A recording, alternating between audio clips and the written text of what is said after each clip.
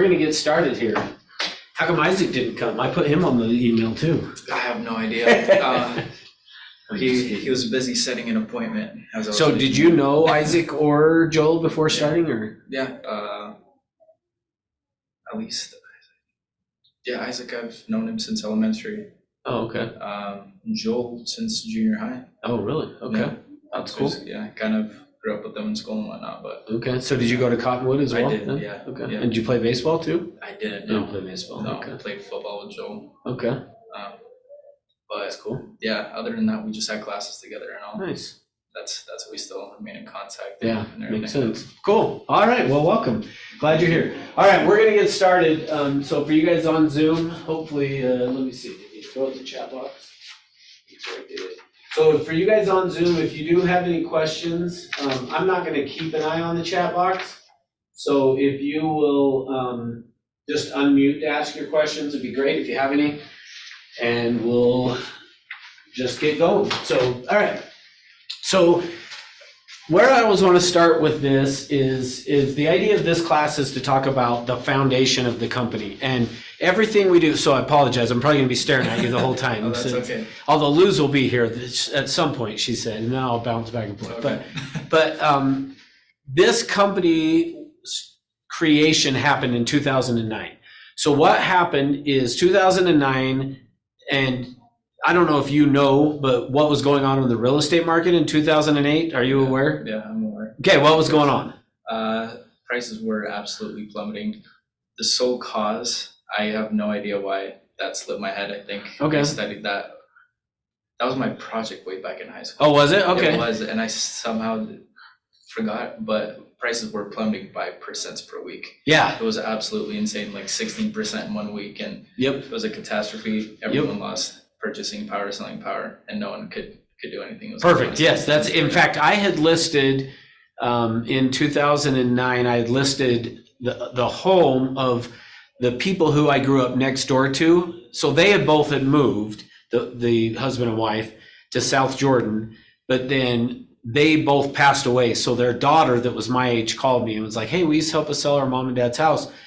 And I remember I went out there and I remember telling her, you could probably sell this house today at, I'm trying to remember the exact amount, but I remember saying like 410 or something like that, or 400,000.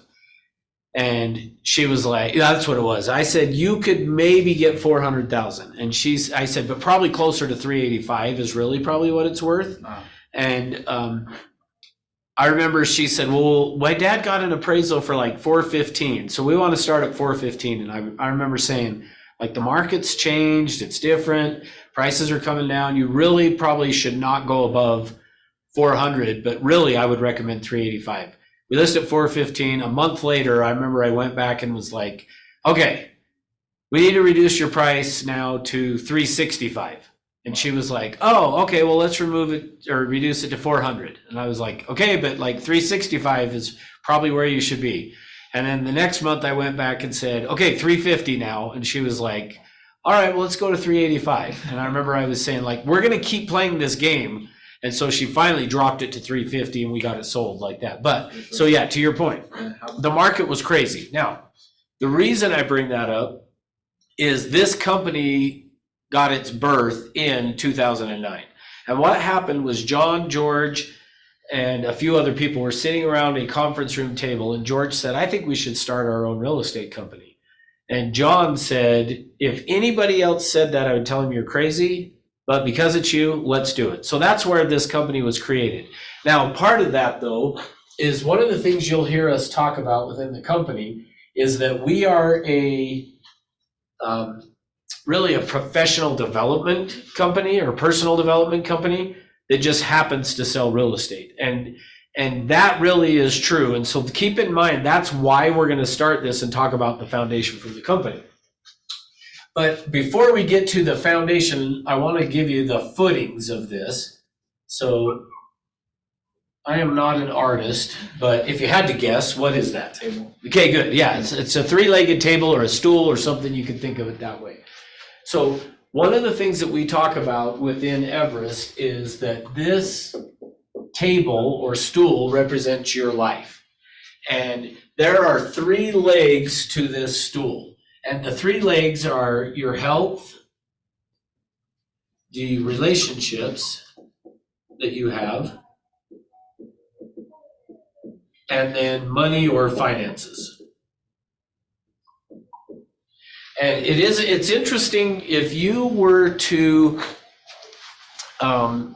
look at the advertisements that people try to get you to sign up for some type of a coaching program or a come to our seminar. What you will notice is pretty much every one of those advertisements that you see for somebody to get you to sign up or go to attend their seminar is going to be something about health. Sign up for this training program that we have that's going to help you get into shape, or fix your relationship with your spouse or significant other, or whatever, or finances. Well, why I always start with this of being the footings to the foundation is because what I have seen. So I've had my license coming up on, it'll be 28 years in April, I think, in March or April. 28 years ago that I got my real estate license. Well, I've spent the last 17 years training new agents and helping them get their business up and running.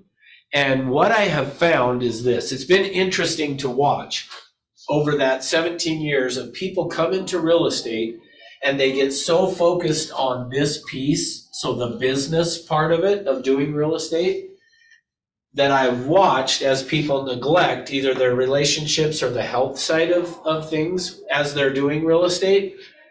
And what happens if this was a table with 3 legs or a chair with a stool with 3 legs, and you were to take out one of the legs? It would crumble. Yeah, it's going to fall over, right? Yeah. That same thing happens. So keep in mind, as what we go through and we talk about these things, keep in mind that everything we're going to talk about should apply to your health, your relationships, and your finances as well. Not just the finance piece or the real estate, the business side of things, but you're not successful. Well, and maybe I shouldn't say you're not, but I would say you're less likely to be successful if you don't have all 3 of these pillars that you're constantly working on. Meaning, so what I was saying is I've watched people come into real estate and start to make a whole bunch of money, but they neglected their significant other and then they end up divorced, or people neglect their health and then they get sick and all those kinds of things. So keep in mind that this is like a 3-legged stool, and just because we're going to talk mostly about business, as a company, we're really a personal development company, which means relationships and health as well, okay? All right, so George says to John, we should start this company, and John says, okay, let's do it, and that was the birth of this company. Now, along the way with that, though, George had this little sticky note that he kept where what he was tracking is what is it that top producing agents have or do? And he started to keep track because he wanted to figure out, like, if I want to be a top producing agent, what is it that they have or that they do that I don't have or that I don't do?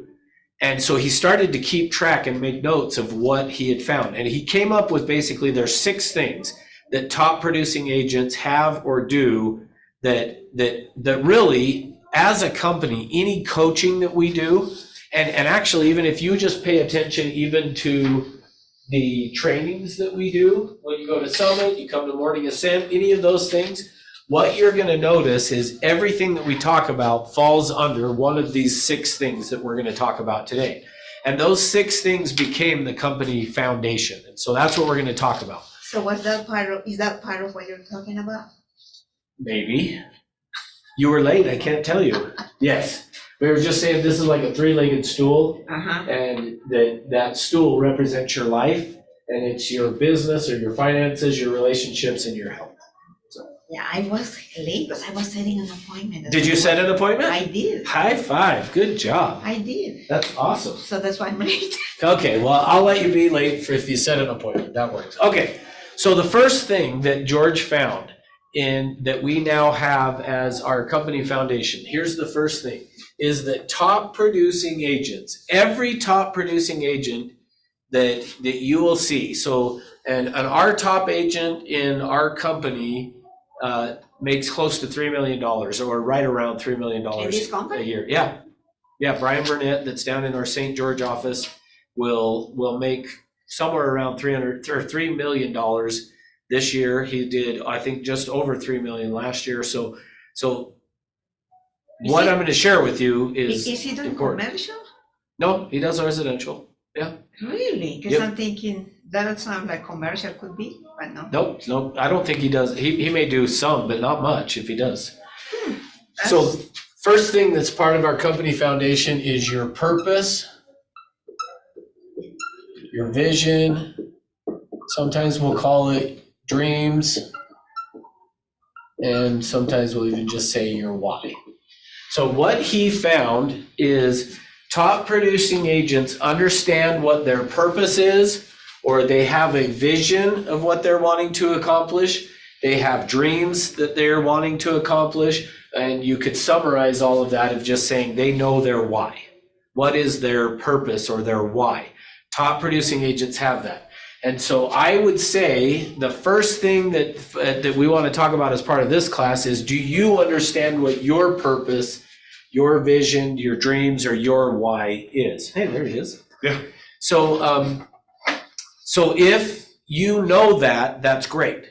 But if you don't, that is probably the first place you want to start, is to figure out, what is my purpose? So for me, I will share with you how I did this to figure this out. So because I would say this is a very, very common thing in real estate, is for people to be like, I don't know that I know what my purpose or my why is. And so I'll help you with one idea of how to figure that out. So if you've never done this, if you do know, that's great, perfect.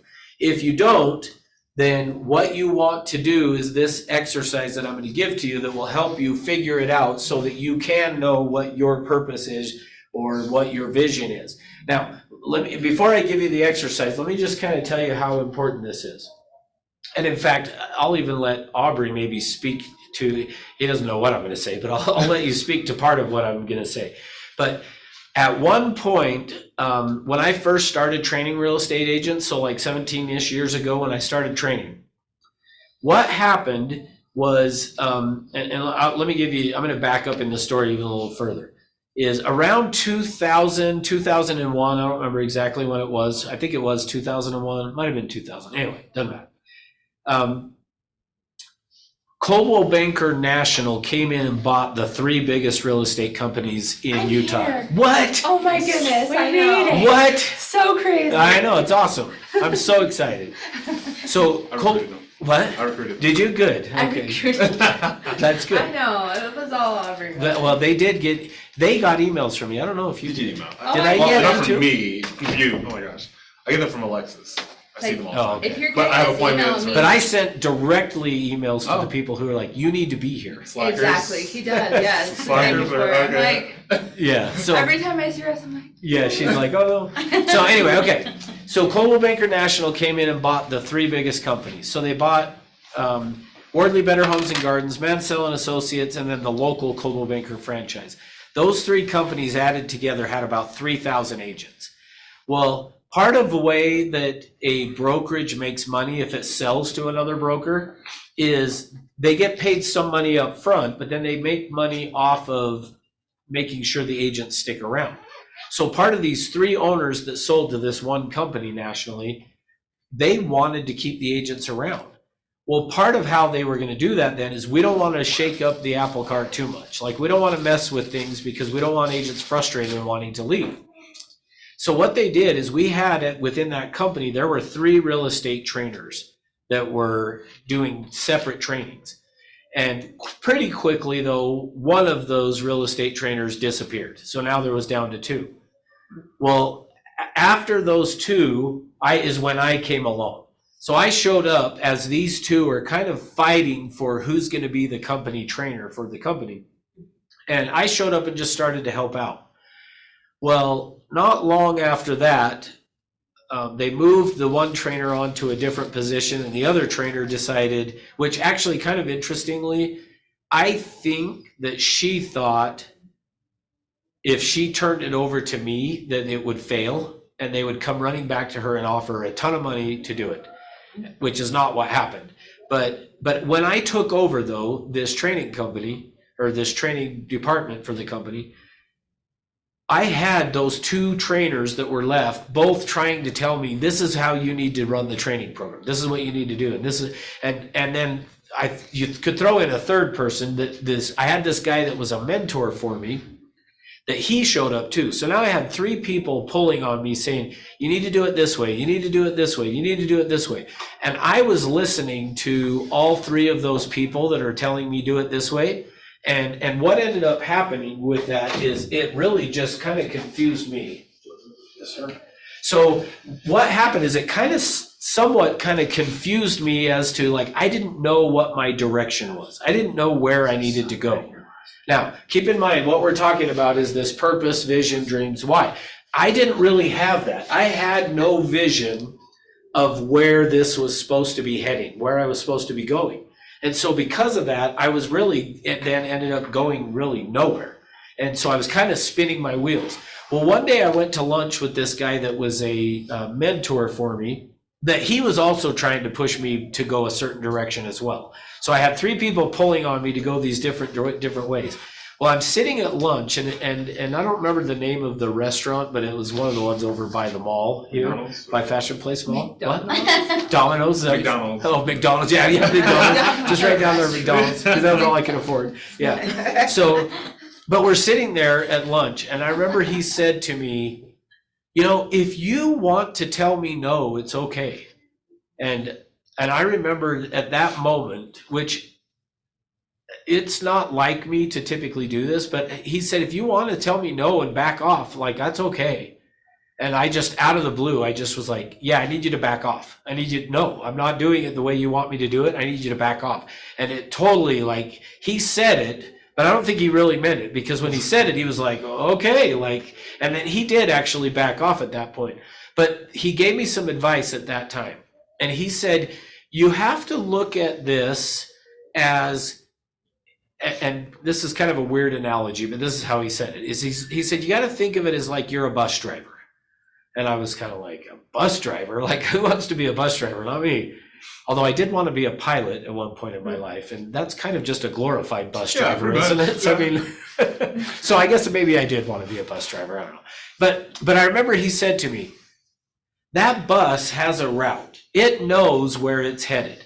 Like, you don't have to question it. If we see a bus, I mean, if you guys turned around and looked out the side, like, there's all these cars driving by right now. Where are they going?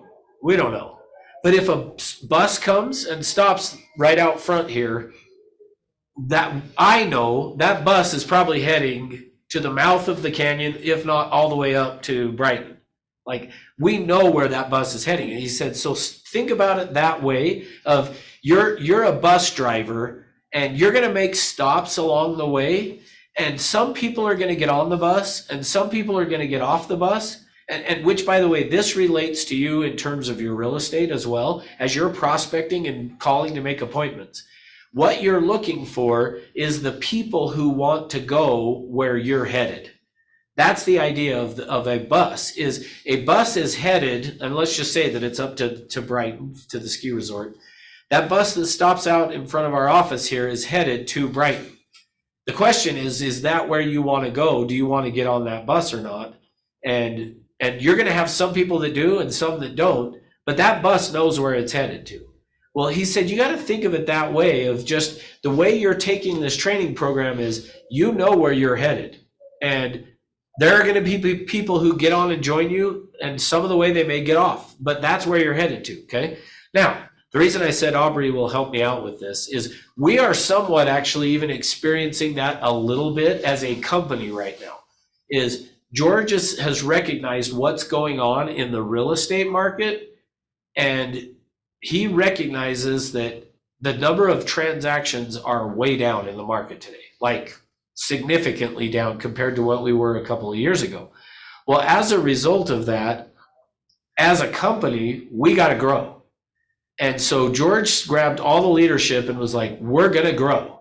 And the reason I say Aubrey can speak to it a little bit is every morning we're in this right above where we're at right now, this call room, and you've been in there a few days. Like, is it clear that George knows where he's headed? Yes. And what are your thoughts, or how would you speak to what we're talking about of what you've observed with him telling us this is where we're going? I think he's pretty serious about not only the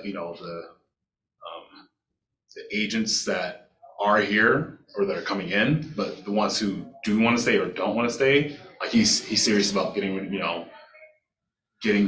whatever their goals or visions, dreams, whatever they are, and then making sure they're aligned with what he's wanting to do. Yep. Because if and he always says this too, I think to this point, he says he's not interested in, not everybody has to be, he's not interested in a dollar amount. He's interested in the person you become. Mhm. So I think that's becoming someone who's, serious about real estate, not just here to just to do whatever, hang out or Yep. have other goals. But I think he's Yeah. hellfire, brimstone. It is, right? With Yeah. management, it's like, hey, this is where we're going. Yeah. We are going to this spot, Yeah. and basically he's saying either get on the bus and go with me or get off the bus. Yeah. Either way, but make a choice. So for you guys, that's where the first thing in terms of our company foundation is you have to understand what's your purpose, your vision, your dreams, or your why. And if you don't know that, then you need to figure it out. And so here's how I would recommend. I'm not saying this is the only way, but I will tell you this is how I figured it out for me. Is what I did is I dedicated an hour on a Saturday. And I said, I'm going to sit down for 1 hour on a Saturday. I grabbed a piece of paper and then I wrote at the top of the piece of paper, what is my purpose? Now, what you do after that. So as soon as you write down what is my purpose, the next thing you're going to do is you're going to write down every single thought that pops into your head. Like literally every single thing that comes into your head, you're going to write down whatever it is. So you're going to write down what is my purpose, and then you're going to go, oh shoot, I got to go to the bathroom or whatever. You're going to be like, oh, I should go change the laundry. If you have the thought of I should go change the laundry, you write down I should go change the laundry. If you have the thought of I got to go to the bathroom, you write down I got to go to the bathroom. If you have the thought of I hate Russ for telling me to do this, you write down I hate Russ for telling me to do this. Like literally write down every single thought that comes into your head, and then just keep, and then if you get distracted, you're just going to look back at the top of the paper and go, okay, what is my purpose? Like, so if you find yourself thinking, oh, I should go out and shovel snow or mow the lawn or whatever, you're going to go, okay, hold on, what's my purpose? And then you're going to just, whatever thoughts come in, and I don't care if it's like, I should have chose to do this on a beach, write that down. Like every single thought that do you like that idea? Well, Nancy's going to the beach. Oh, are you? Like, so- When? I live on the beach in my head. So. Oh, that's good. That's part of this having the vision. You'll be there, right? So you're going to just write down everything and just keep writing and keep writing. And so for me, I set aside an hour where I was just like, okay, what is my purpose? And then I just wrote, and I wrote every single thing. In fact, I keep thinking I need to go through and read everything to decide if I really would be willing to share it with you guys. But like I've thought a number of times, it might be interesting to show people like this is literally what I did, because I have it. But I wrote down what is my purpose. And after an hour, I was like, I still don't know. I still don't know what it is. So I thought, okay, next Saturday, I'm going to do it again. So I thought the next Saturday, I'm going to take an hour again, and I'm going to sit down and do it again. So the next Saturday showed up. I wrote, what is my purpose? And then I started to write. And I wrote, and same thing. I wrote every thought that came into my head, anything. I don't care. Like I'm hungry, write it down. And then what happened is after an hour, I stopped. My timer went off. It's been an hour. And I was like, I still don't know. I still don't know what it is. So then I had this thought. Go back and read everything that you have written for the past 2 Saturdays over that 2-hour period. So I went back and I started to read, and I read every single thing that I had written down, and I started to notice a theme. I started to notice, like I wasn't saying necessarily like this is it, but I started to notice a common theme running through what I was writing down. And what that theme that I noticed was I want to help people become successful. And so I then realized, and what you're looking for is something that you will emotionally attach to, something that you feel like that's it.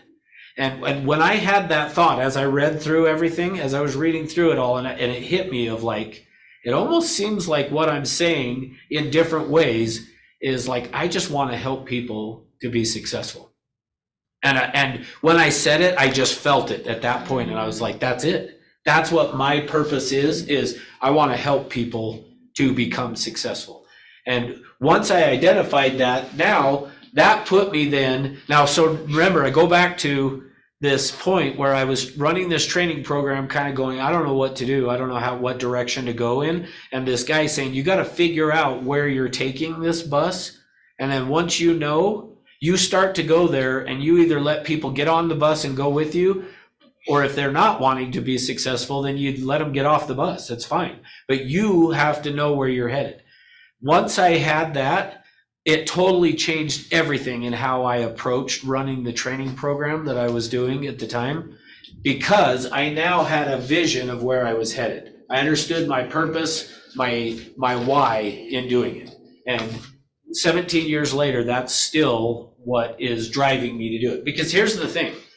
I made, especially you look at the sales prices now, if you look at the number of transactions I was doing per year and what sales prices are, I would make a lot more money selling real estate. But it's not just about the money for me. It's about helping people to be successful, which is why I'm doing what I'm doing. So anyway, so that's the first thing in the company foundation is you have to understand your purpose, your vision, your why, your dreams. And if you don't, you'll flounder.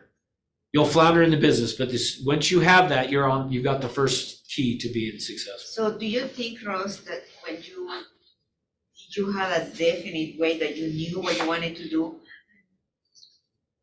you needed to make sure that you were taking care of your basic needs first before you can say, now I want to help people? That George was the survival and then different stages until I can finally walk away from my own head and say, okay, now I can do this from. I kind of get what she's saying, and I resonate with that very much too. Like, and George talks about this. His point is, says, he's very, like focus on listings. With my coaching, he talks about focus on listings. You can have buyers to Finance your way Yes. into the listings. So I don't know if that's kind of what you're alluding to, but I feel like making sure and he talked about this morning, the hierarchy of survival, whatever, or starting with survival, and then going on to, things you need, going on to things that make you feel secure, to going to things that make you feel abundant, to basically having the things that make you happy and make you feel like you belong. So it's kind of going in that. He talked about this. He alluded to this. Because to me, the one to embrace, I want to, what do you say, help people to be successful, is that what you said? Mhm. But you have to be taking care of your needs or your core before you could reach out to do something grand like that. Why? Huh? Why? Why? Because Why can't I do it? Why can't, I guess what I'm saying is you're kind of having this like if then, and I'm saying you want to do and. Why couldn't I do both? Both. well, I suppose you could. Jordan? I was listening to Joe Rogan's podcast. He was on with doing a show with The Rock, and he said, what I would tell everybody trying to make it in life, get to where they want to go, is you figure out a way to make money, and you pay for. Usually, you have in your mind the people that have a minimalist attitude is I need to make $5,000 a month to pay my bills, and so they find a way to make $5,000 a month. Mm-hmm. But what his thing is you find a way to make money, and then you be really, really good at that. And all of a sudden you start making more money and more money and more money. And that was his biggest thing, is just get very, very good, be the best at what you're doing that has made you. Yeah, I think that's great. But back to, did I answer your question, I guess? I want to make sure. Kind of, because I will say varies what purpose you have. I think I'm coming from the point of view that if I wanted to feed somebody, I need to have the stuff to feed. Sure. Because if I don't have for to share, kind of like if your pantry is empty, then you don't have. Yeah, if you don't give to have food others. to share, yeah, so you gotta have, kind yeah. of- kind Yeah, I of- get where you're saying is yes, to some extent, but one of the people too, and we'll get to this in just a little bit on one of the other pieces, but one of the people that George and John listened to that really helped get them on this path of like, we're a professional or personal development company that happens to sell real estate is a guy by the name of Jim Rohn. Yeah. And one of the things that Jim Rohn says is sometimes people think, if I had a cup here and I poured water in it, is that all the water that cup can hold? And people would say, yes, it is. And he says, no, it's not. Because if I pour some out by giving it to someone else, I now could put more in. So I get where you're coming from of yes, to some extent, yeah, we gotta, like I can't, if I don't know what to do, I can't go help somebody be successful. But so we do have to kind of know how to do it in order to, or your example of, I gotta have some food to give food to people. If I don't have any, I can't give it to people. Right. Well, kind of like that. Yeah. Sorry, I know you're gonna go to the next one, but and you make a great point too, as far as, and I've heard some still trying to learn how to like do this, but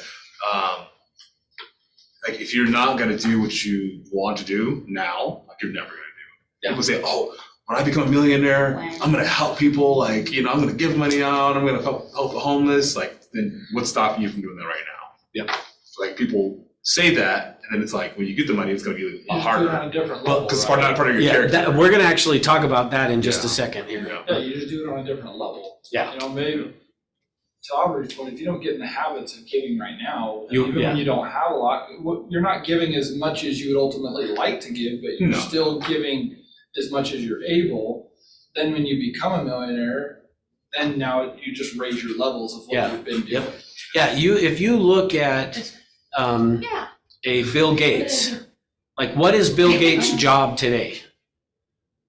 Just collecting Watch tons the of bank account. Take Who knows? over land Well, ownership. no, actually, he's a philanthropist, so he's actually trying to give away yeah, a lot of the money. Like Wait, he who's runs there? a foundation. What? Who? Bill Gates? Oh, Bill. Yeah. Oh, you're like, oh, Bill. Yeah. I hate that Warren Yeah. Buffett, probably more Like, I than, hate Oh, that Bob. guy. Warren Buffett said he will be giving away 98% of his net worth. Oh, did he? Okay, I hadn't heard that, but Just, but yeah, Warren Buffett's another good example of like the idea is to give it away. So okay, I guess, Ross, I should have clarified that yes, like they say, you I know. Still give tries to cut what you can. But I guess what I'm trying to say, Yeah. to do more. I know, I've seen it. Like, I've From seen that myself. wheel Yeah. and give it to make it bigger, I can give more. yeah, I guess as you that's get, what- yeah, for sure, good. Okay, number 2, No, but- I've lost control. You did. I don't know what I happened. took out cookies. Oh, that's why. Okay, Nancy pulled cookies out. That okay. I don't mind Sorry, losing. I couldn't say no. I don't mind losing to cookies. As long as he gets one. Yeah, no, actually I can't, no. Okay, so number 2. So the first thing, now remember, again, I'm gonna say this over and over again. So just keep in mind, the idea behind this is top producing agents have these 6 things in place. They know where they're headed. They have something bigger than themselves that they're working towards. Luz wants a cookie. I want a cookie. Can I give her a That's how cookie big so it- that she'll, Hey, You have to do a Russ tax, a dad tax. Yeah. don't Did show you say a it. dad tax? Yeah, yeah. Oh. I don't want one. I'll be That's a a one real for you thing. because you're I know. gluten-free. Dad tax. Yeah, Wait, it these is. are gluten-free though. Did you want one, man? No, they're not. You're on my team, you're gonna have one, yes. Okay, number 2. So the next thing that he found, top producing agents have a goals, plan, and a schedule. Now, so on our schedule shows on Thursday is supposed to be business planning. George has asked me not to do that, so we're not gonna do a class on Thursday now because he doesn't want to take away on January 3rd, I think it's January 3rd. He's planning to do a business planning plan, like our base camp is going to be all about business planning. And so he said, I don't want you to do yours because then they might not come to mine and I want What them if to yours like, is better than his? well, it will be. But so I'll give you pieces of it though, which actually somewhat goes with what we are talking about. And one of the things that I'm not gonna spend a whole lot of time on this because George is gonna do the business plan thing. But before you can set your goal, you do have to have like, what is my plan? And so I am gonna give you a recommendation because I don't believe that George will do this in his thing, so I'm gonna give it to you guys today, is most agents, the way they determine, in fact, sometimes I'll even ask, I don't think I will do it today, but sometimes I would go around and just say, Luz, what's your goal in terms of income this year? Matthew, what's your term? Aubrey, what, I don't know why I do that all the Because time. Audrey. I know. We both we I- talk to each other all the time. I know, I always have to stop for a second to George think does it before- every single day. Does he Who's really? Audrey? Well, that's at the front desk downstairs. hair. Oh. No, yeah. But they both showed up to the office about the same time is what screwed me up. Yeah. So anyway, Audrey. Aubrey, but okay. So, I could say to Aubrey, what's yours? Jordan, what's yours? Nancy, what's yours? Jessica, what's yours? And you guys would give me a number. What typically happens though, is most of the time, the number that the agent gives is based on what Jordan said. It's based on, well, this is how much I need, and so that's my goal. Which I'm going to recommend that as you do your business plan, don't do it that way. Instead, start with that of like, how much money do I just need on a monthly basis? And then write it down. Then from there, I recommend Just need? just need. Okay. Yeah, just like to pay my bills, to eat, how much money do I need just to get by, to survive? That's where the first thing you're gonna write down. The next thing that I like to say to write down is, if you have any debt, how much of that do you want to pay off in the next year? 100%. Okay, great, that's fine, then write down that number, whatever it is. If you have credit cards, student loans, whatever, RC Willie, just whatever it is, write down My house. that. Yeah, and if it is your whole house, that's fine, you can do, Yeah. You I can need to write do that down. My So goal what is was to go about before that 40. again? When do you want to pay it off, or what? well, was so what we're writing down is just how much money do I need? And you could annualize this rather than monthly. You could say, okay, I need this much per month times 12. That's how much I need. Okay. How much debt do I want to eliminate in the next year? And then write down how much you want to eliminate, whatever the dollar amount is. The next thing is, what things do you want to buy? Do you have some things you want to buy? Yes. And if you do, write it down. Now, but I'm gonna ask you to take it a step further though. Rather than just like saying, I want to buy a new car and writing down, oh, it's probably gonna cost 40,000 or 60 or whatever. Instead of that, actually figure out exactly what car it is you want. Even go down to the dealership and test drive it. Get a picture of you standing next to it. See, a lot of times people will put together vision boards, and I'm good with vision boards. My only concern with a vision board is typically, and this is probably gonna happen at the same meeting, by the way, people bring a magazine and then they cut out a picture of the car out of the magazine. I think you would be better off to go drive down to the dealership, do a test drive and take a picture of you standing in front of the car and put that on your vision board, so that you're actually seeing the one you want. You're seeing your picture next to it, not somebody else next to the car. Yeah, does that make sense? Just go test But, oh, yeah, for sure, Yeah, test drive right. it. Oh, yeah. But then also figure out how much it's gonna cost and then write that down. If you have other things you wanna buy, research it, write it down. Okay, I want to go to Hawaii. I have to go to Hawaii first to take Yes. pictures. No, I'm just kidding. yes, well, that's the next step. Here's the next Hurry to get step. on the plane. Next step is vacation / trips. So the next thing you're gonna do is figure out what are the vacations or trips that I wanna go on in the next year. Now, you're sort of right, that instead, Aubrey, of just going there on the trip, instead, what you're gonna do is plan the trip. So on this one, you're actually gonna research, okay, how much is the airfare? What hotel am I gonna stay at? how am I gonna, or what am I gonna do while I'm there? Do we pay for it ahead of time and then hope we make the money to pay? Well, actually, you know what's funny about that actually is, so I got my license 1996, and that year, we had a trainer where a professional trainer came into the company and did a training, and he grabbed the number 2 agent in our company, which at that time, the number 2 agent was probably making 200,000 or 300,000, something like that. And he came up on the stage, and this trainer said this kind of a thing, and he was like, "What kind of car do you want?" And the guy was like, "I want this Mercedes-Benz, whatever." And he was like, "Okay, at lunch, you're gonna go buy that car." Oh, shoot. So he did it that way of like, yeah, go pay for it, or yeah, go buy it, and then you figure out how you're gonna pay for it later. So on this one though, you're just gonna plan the trip, which by the way, I put vacation and trips. Do you know what the difference between a vacation and a trip is? Some will Trip get it, is some taking won't. your kids to Disneyland and there's zero relaxation involved. A vacation is sitting on a beach. Perfect. That a trip you take the kids, a vacation you don't. So that's the difference between a vacation and a trip. Kids go when you go on a trip, when they don't go when it's a vacation. So figure out what you're gonna do, vacations or trips, and then actually plan it. Now, let me give you a quick story on this one. So I had a lady, when I first got to Everest, so this was about 8 years ago, I got to Everest. The very first time I taught this class here at Everest, which was down on the first floor, I had an agent in there from our Orem office, and she came to the class. She had been a stay-at-home mom, raised all of her kids. They're now all married and gone, and she was like, "I'm gonna go do real estate." So she shows up, and I'm talking about this, and I get to this, and I tell the joke about the vacation and trips, and she says, "You know, I have never taken my kids on a trip." And at first I didn't know what she meant. I was kind of like, well, yeah, that's the idea. You don't take them on, or you do take them on trips. You don't take them on vacations. And she was like, no, like, she said, my husband and I, like when our kids were growing up, we never took them anywhere. Like we would go camping. That was vacation for us, was camping.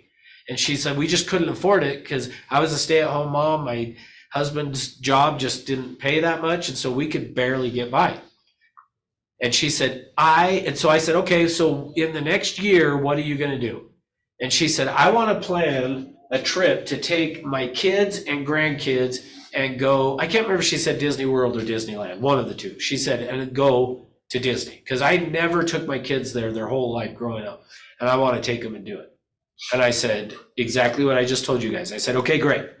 Tonight, your assignment is go home, figure out, are you driving or flying? And if you're flying, are you paying for their airfare? And she said, yes. I said, great, figure out how much that's going to cost. What about hotel? She said, I want to pay for pretty much everything. And I said, okay, great. Figure out how much the hotel is going to cost. Are you paying for food or there? She said, well, I'll let them pay for their own food. Great. Figure out how much the food's going to be for you. Are you paying for their park tickets to Disneyland? Yes. Okay, great. Figure out how much that's going to cost. I said, go research this and plan it. Figure out, decide the date that you're going to do it even. Tell the kids and the grandkids, we're going to Disneyland on this date, and put it in your schedules, plan it. She said, okay. Class got over. I just assumed that she didn't do it, because that's generally what happens after class, by the way, is people get excited and then they go home and don't do it. So I assumed that's probably what happened. No, now fast forward about, I want to say it was more than a year later, but not a year and a half. So somewhere between a year and a half later, you fast forward. We're at Summit over at the Larry Miller campus where we always do our summits. She walks up to me and she says, hey, Russ, do you remember me? And I was like, yeah, I remember you. Which, by the way, in the class, the part of why I say I forgot about it and assumed she never did it is she also, her name was Lisa, but I was like, she's probably not going to succeed in real estate. If I'm being honest, I was like, I know. So why not? Right. You What do you had that really vision, I think mean, about that it? vibe that Audrey, she wouldn't. That's what he said about Oh, Hey, Audrey. Why did you have that vibe that maybe she wouldn't succeed? Why? Yeah, tell us, Russ. What did you Let's see hear that you said, Well, before I answer your question, let me tell you, I also have learned, and I actually learned this long before I came to Everest. I have learned you can't tell. Like, I have watched people come into this business that have been successful at everything they've done in their life, and they come in and they struggle. But I've also watched people come in that I would say they're probably, if you made me bet, I would be like, they're not going to make it. And I've watched them turn around and do really, really good things. So let me preface it by saying to you, I have learned, and even then, if you would have asked me and made me tell you, I would have told you I don't think she'll make it. But I also would have said, but I also know enough to know that you know. never can tell. You Yeah. cannot tell. Because seriously, I've watched people come in that should be successful and they're just not. Right. So I don't know. I say. Except for one thing, the smell test. If they stink, then they're not gonna make it, and it won't matter. Is that a literal Yeah. smell test? Yeah. Yeah, I've had that's so one- bad. I actually have had one guy that would come to class that I was like, this guy stinks, that he actually is still today in the business and does an okay amount of business.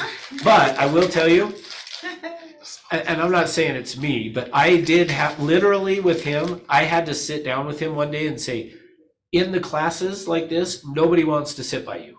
So you got to figure out, and then he told me he had some gastro and problems that blah, blah, blah. But you know what's funny though? After that conversation though, the guy lost over 60 pounds and started doing great in real estate. So even the smell test You failed smell better once. when you weigh less. Well, for sure. Is So- that really? Freaking seriously. that is true, yes. Yeah. So even the smell test, I was Smell wrong bad. once. That's the only time though, was Ew. that. Anyway, Jordan, Jordan. What? what did you see here? Jordan, that's gross. She might not make it. We were already done with our cookies. We're good. Why are you asking is the better question. Why? Because Because I now just we're want to curious know what you how really think people about us, can Russ. read people, really. Say that again? How can people read people Oh. that we just don't know that we're being evaluated sometimes, we just don't know. So if I'm being honest, the reason I thought that is because she had just been a stay-at-home mom. I didn't picture her being willing to get on the phone and make the phone calls. Luz, you look like you are so successful. Yes, thank you. You Good job. smell like success. You smell like, you smell great. All right, so, Our bus is going the wrong direction. but so yeah, exactly. So let me get back to, between a year and a year and a half, and I wish I could remember exactly, but it was somewhere between, it wasn't longer than a year and a half later. She comes up to me and says, I want to report back to you that I took my entire family on that trip. And I was like, oh, you're kidding. And she's like, no. And she said, I have to tell you, I made $120,000 in real estate last year. Oh my And I was god. like, wow. I was like, good for you, good job. So just know that, like I said, That's it doesn't alright. matter what I think, if I think somebody's going to or not, it's are they willing to know. pay the price and do what needs to be done? If they are, they'll be successful. That's what Aubrey's So, okay, funny. That's why Aubrey's my coach, Russ. is it? Yeah. Yes, Is because- Aubrey is everybody's Like She's I don't go to hero. work Yay. anymore, I go to Aubrey's office. I'm like, Aubrey, I need this massage. He's a cheap coach. That's good, that's good. We're gonna continue. Yeah, back to, So, okay, so, Aubrey, we feed on your success. You No. are an inspiration to everybody. but yeah, he is for sure. So here's the thing, to keep in mind though, part of the idea of this, and why I say go drive the car, go price the stuff, go plan the vacation, is once you have planned it and you've got that all there, that then like you start to get excited about the trip and going and sitting on the beach. My That's in your issue mind. is that I just want to put it on my husband's card instead of my own. Why? Is that the issue? Yes. Why? Because it's just always the availability. Like I'm just like, oh, my card, oh, Jacob's card. Oh my god. You're going to It looks like better. Jacob's card looks Yes. better. That's because you have Jessica, you're having a scarcity mindset is why. we have to give it to you. You are Hey, so so let me cute. ask you this. So wait, no, let me ask it this way. If every month that got wiped out, would you do that? If No. every month you just knew, oh, well, it's gonna go away. What do you mean? Like if I knew we couldn't afford it, I wouldn't do it. No, I know. Well, But so if then why knew do you were put it going on the his? Trip, but you knew his card was maxed out. Well, I mean, he makes more than me right now. Okay. So if you were making more, would you still do that? No. Okay. I would do it on mine. Yeah. I mean, maybe. Start doing it on yours. Start doing it on yours and see what happens. Okay. Okay, so you're gonna plan the trip. Now, and she said, she came back to me, and when she said, I came to report back to you, which I love it, by the way, when people do that. So when you have some successes from something like this, like I love to hear about it, because then I'll talk about you in class too. But I love it because she said, I went and did exactly what you said to do. And she's like, it got me so motivated. And here's the thing, on the days you don't feel like getting on the phone and prospecting, do you guys ever have those days? Those days? I know Aubrey does. Yeah, I right? call You know, Aubrey. Yeah, but the days you don't feel like prospecting is when you can go, yeah, but I'm going on this trip. And then you can go, I don't care that somebody just yelled at me on the phone, I'm going on the trip. Or I'm buying this, I'm getting out of debt, all of those kinds of things, okay? All right, next. So now you're gonna total that up. That's gonna give you a number. You're still not done though. And this goes to what Jordan was talking about. The next thing that you need to do, and this actually comes out of the book from Og Mandino, The Richest Man in Babylon. If you've never read it, you need to read it. It'll take you like 2 days, maybe 3, but it won't take long. The Richest Man in Babylon. In that book, what he says is this number should equate to 70% of your income. So you should, whatever this number ends up being, should be 70%. That's 70% of what your goal is going to be. So what's the other 30? Well, 10% should go to a charity, is what he says. The next 10% should go to active investing. The next 10% goes to active investing, and then the last 10% goes to I passive. always lose on that, so no thanks. I know, What? I need to get better at investing. Russ, do you know how much I lost in Bitcoin? Don't even ask me. I'm pissed Hey, but already. Tesla I'm has some so good pissed. if you're That's doing not that. investing, that's gambling. Yeah, I was- The stock market, same thing. Yeah, it's very, Oh, that it's is, gambling. that is gambling? No, it's a joke. Investing in, it depends on what you So invest what Thank should God I we have my real invest estate. in? well, I think real estate would be a great thing to invest in because, Like buying property Yeah. and things like that. yeah, absolutely. That's the best. Yeah, for sure. But let's talk I'm about not this for a for minute. because- So first, what's passive investing? What would passive investing be? Money that you're making that, I don't know how I'm trying to say That's this. passive. That's passive income, basically. Close. Passive investing is somebody else is managing it. You're letting some, like that would be putting money into a 401k or a whole life policy, okay. or, you're letting someone else manage that money. The active investing is you managing it. Okay, So that would be you coming across a good deal on a house and saying, I'm gonna buy this house, fix it up and sell it, or I'm gonna buy it, fix it up and keep it as a rental. So Okay. that would be the active part of investing. okay. All right, so once you come up with the 70%, then you're gonna reverse engineer into this, here's the other 30%. So that should then give you a number, and that's what your goal should be for next year. This is how you wanna come up with, what's my income goal for next year? Well, it's this. Now, what's the difference of that versus if I just said I wanna make 200,000 next year? If I just say I wanna make 200,000 next year versus if I go through this process, first off, what do you think the chances are when I go through this process, this number is gonna be exactly 200,000? It's not gonna be. It's not. So that's the other thing I would tell you, as you do your business planning this next year, put the exact dollar, every one of those dollars represents something in here. So put it down to the dollar, don't round it. Don't round it to 200,000 or 400,000, whatever it is. Put it, whatever it is. Does that make sense? Yeah, Because every one of those dollars means something. And when you do it this way, all of a sudden you've got all of this stuff to get you excited about, hey, I'm gonna go and do this. Make sense? All right. Now, so when I said to Jordan's point earlier, if for some reason you have this scarcity mindset and you're like, I can't make this. Now, this doesn't apply so much for real estate, but I will tell you, I know people still do it. If you're like, I just can't do that, then have it be like this. 97% is this, and do 1% here, 1% here, 1% there. So this is where, that's where Jordan was saying, you gotta, even if you have to start small, and then over time, increase these. And that's the idea of where, going back to Warren Buffett's is just the opposite. It's like 98% this and 2% that, or whatever. Does that make sense? That was Warren Jeffs. What about Warren Jeffs? She says, isn't Warren Buffett a polygamist? Yeah, no, that is Warren mistake. Jeffs. It was the. He can afford to be a polygamist. Yeah, he could. Yeah, he's probably got a lot of people that would sign up for that with the amount of money he's got. Okay, so before I move on to number 3, so that's what we're gonna do first before we put together our plan and our goals. Is we got to go through this to figure out, okay, now I know how much money I'm gonna make. How am I gonna now do it? What's the plan to achieve that? And that's where what George is gonna do. And then schedule is just, here's the thing I would say, if you guys have not done this yet, create a schedule. I love using the example of Chick-fil-A over here.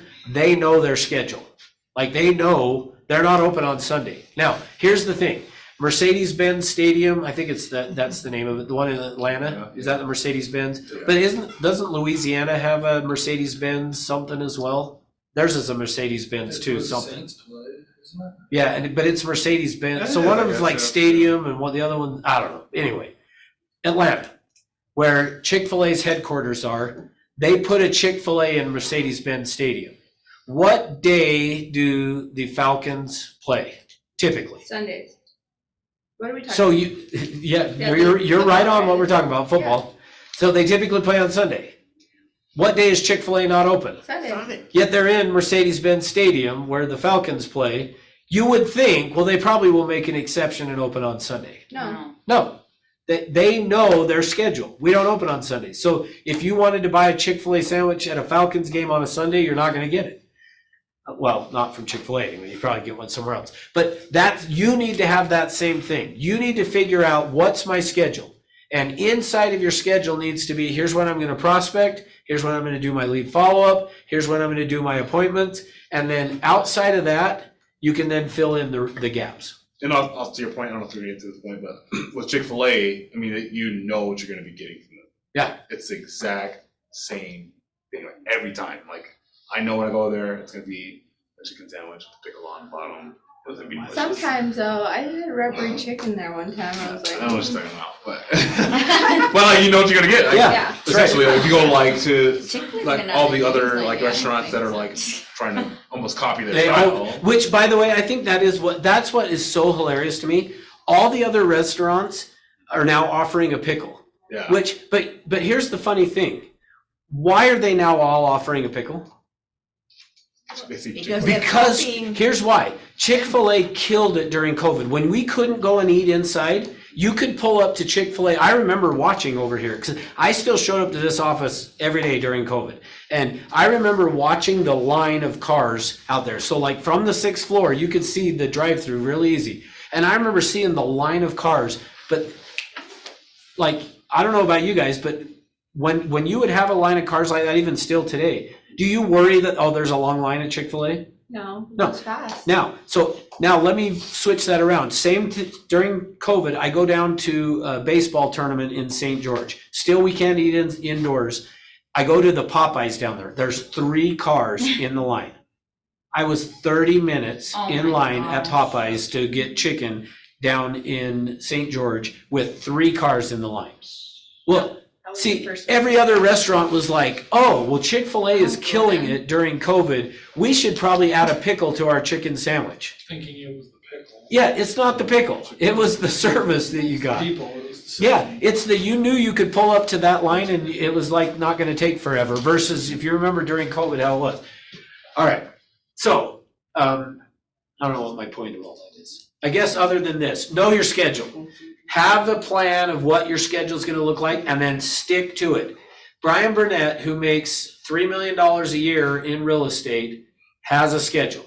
And if you guys have not ever gone and listened to him, next time you're in St. George, did you go listen to him while you were down there? Oh, next time you're in St. George, just go and ask if you can go listen to Brian make phone calls.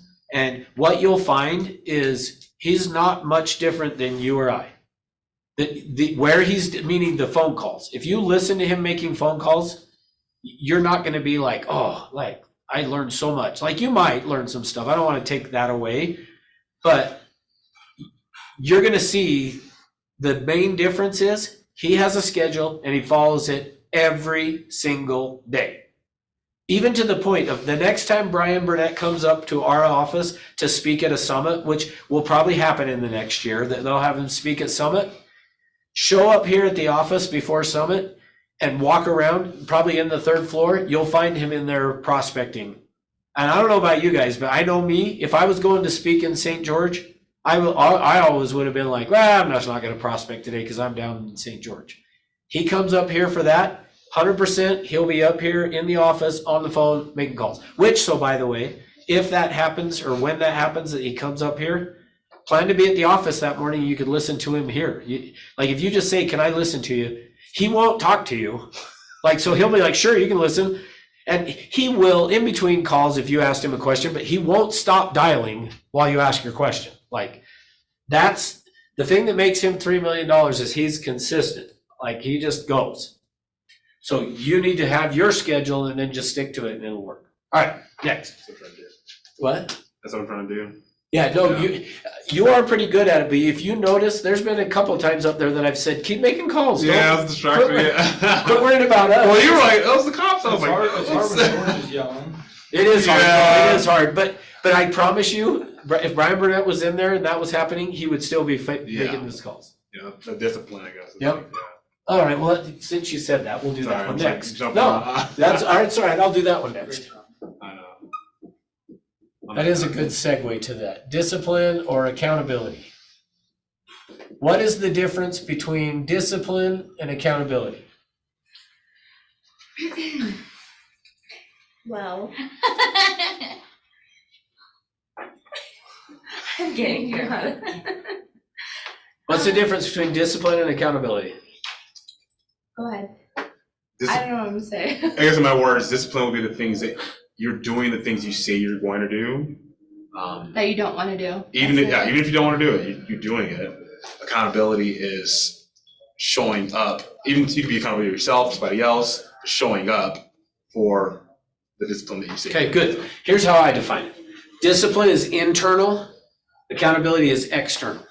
So discipline is you, like what you're saying, which is just, I'm gonna go to the office and I'm gonna make my calls and then you do it. That's discipline. Accountability is, I'm gonna go to the office and make my calls and you don't do it. And so you need somebody to then hold you accountable. The other example I like to use on this was when I hit the point in my life where I couldn't eat anything I wanted to eat anymore all the time, like eat junk all the time and never gain a pound. When I got to the point where I realized, oh, shoot, that's not really working like it used to work. Something to look forward to, Matthew. But so take advantage of it now. Eat all the junk now that you can. Yes.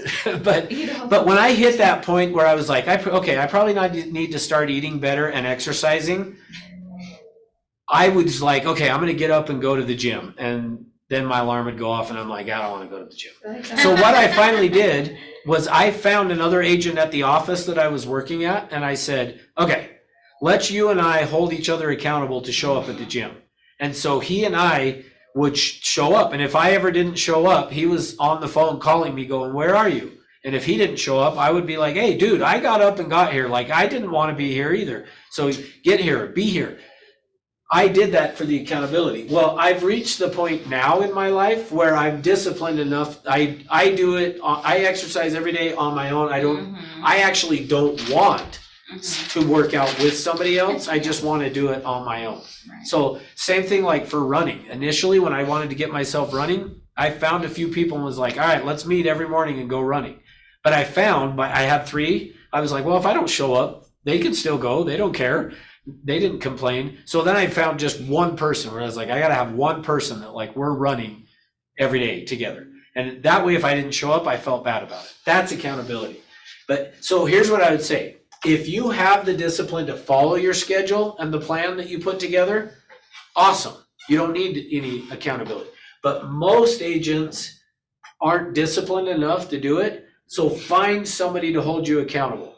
and put something on it with the accountability that's gonna hurt. Like, for example, it used to be that I would put together, the text you get every morning, the daily message.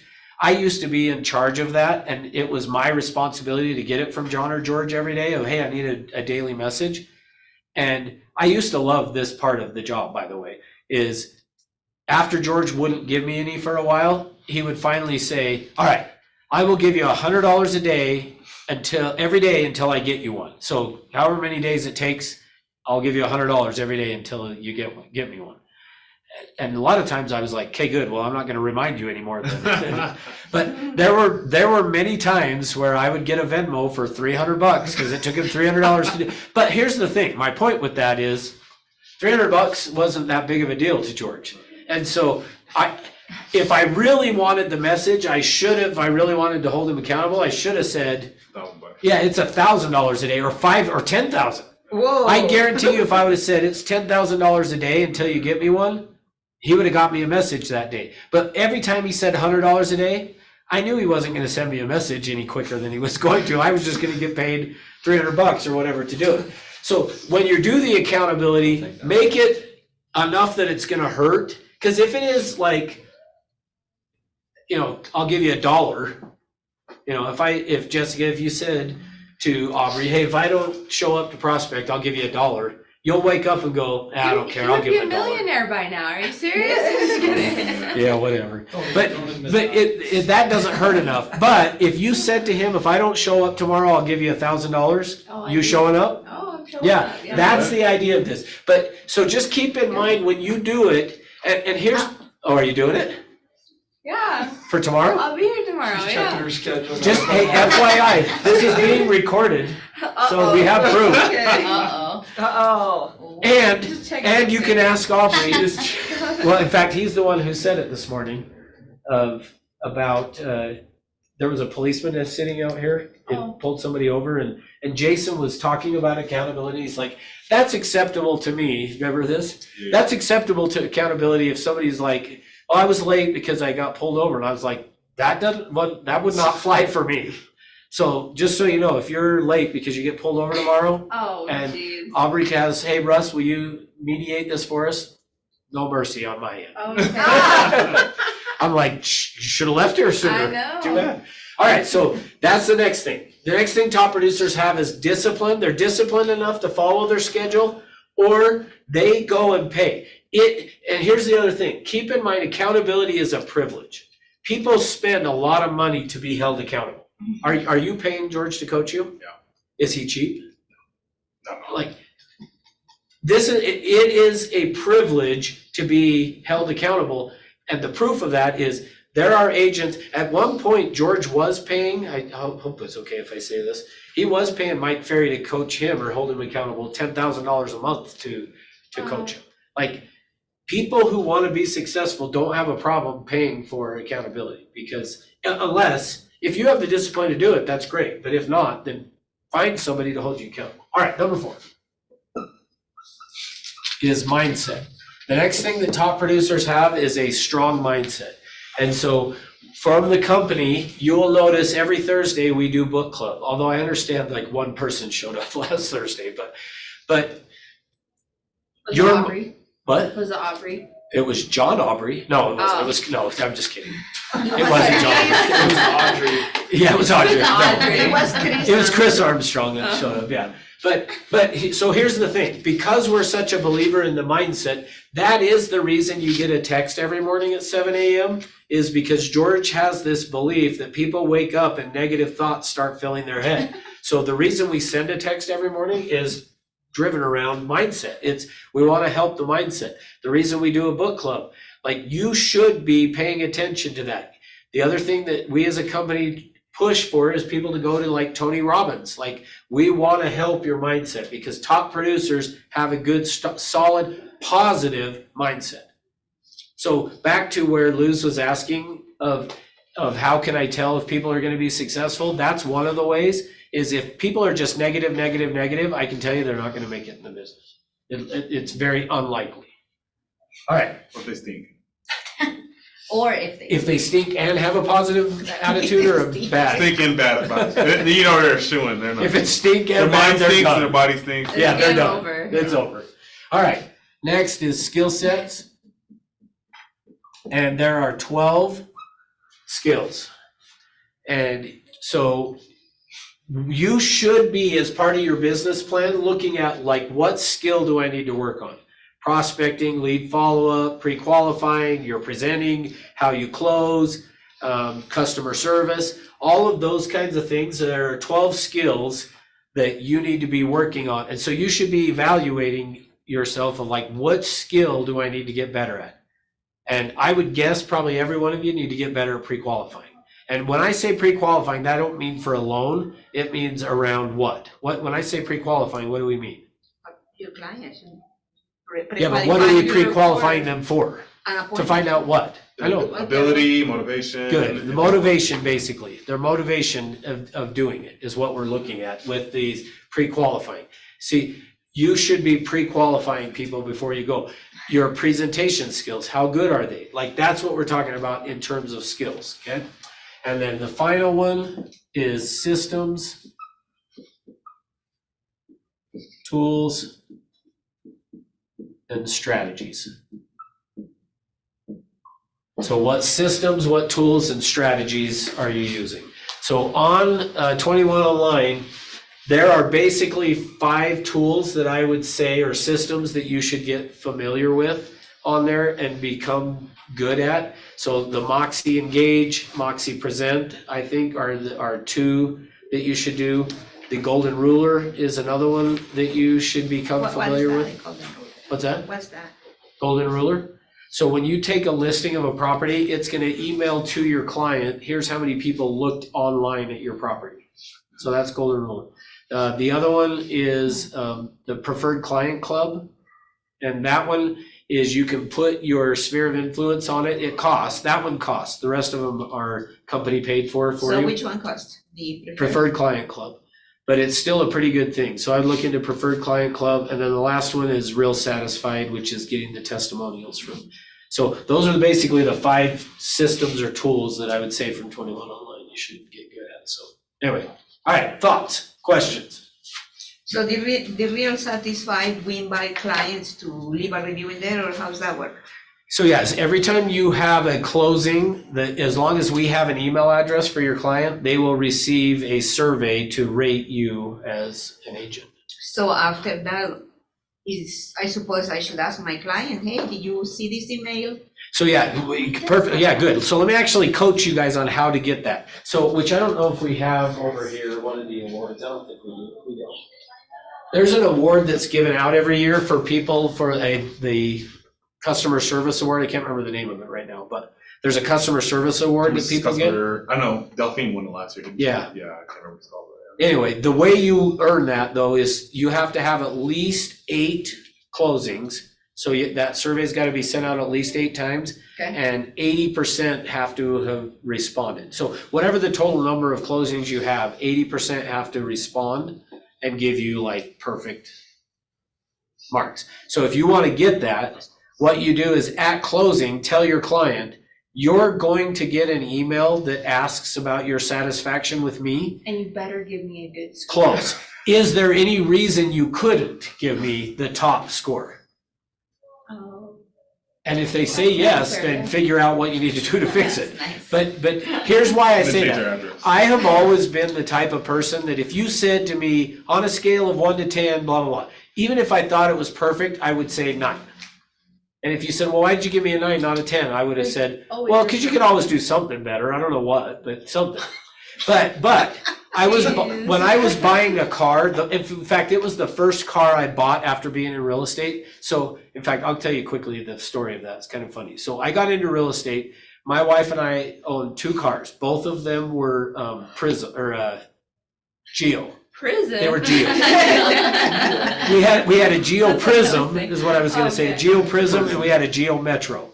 So we had 2, a Geo Metro and a Geo Prism. What? They're like bright Turquoise green, like those- blue. No, hers was blue and mine was red, but Oh. it was such a junker that you could only open the passenger side door from the outside. You couldn't open, it was broken on the inside when I first started in real estate. And I remember pulling up to a house in Riverton, walking to the house, and I was like, they are never going to list with me because of the car that I have. But back then, though, we drove people. Today, you meet everybody at houses typically. Back then, we would meet people at the office. You'd put them in the car, and then you would go and drive.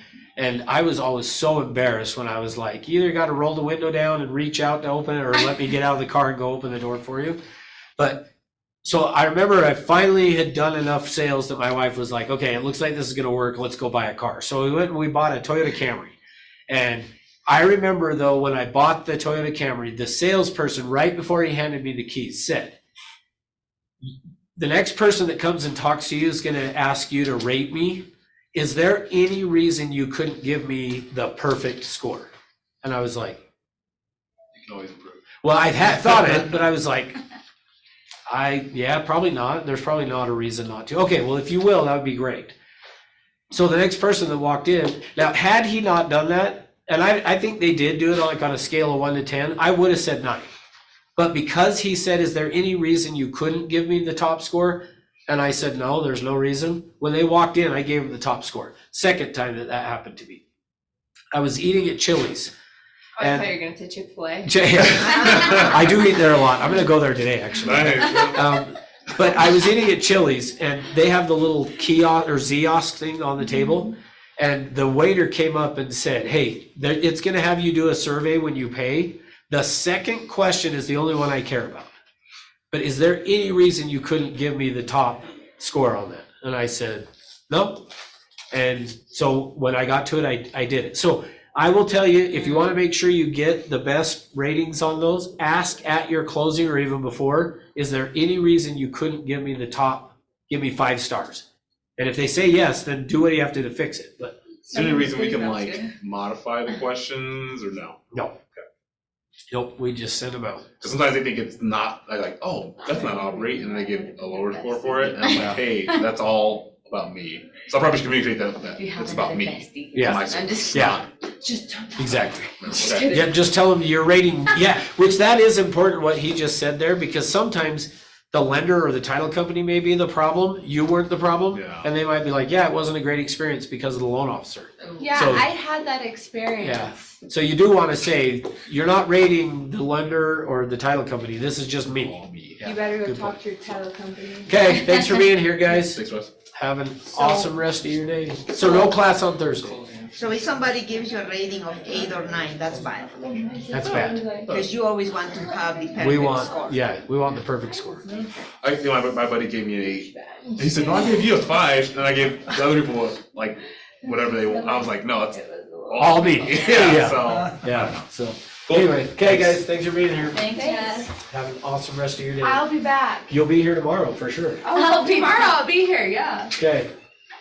See ya. Yeah. Thank you. Yep, see you later. Was it worth coming?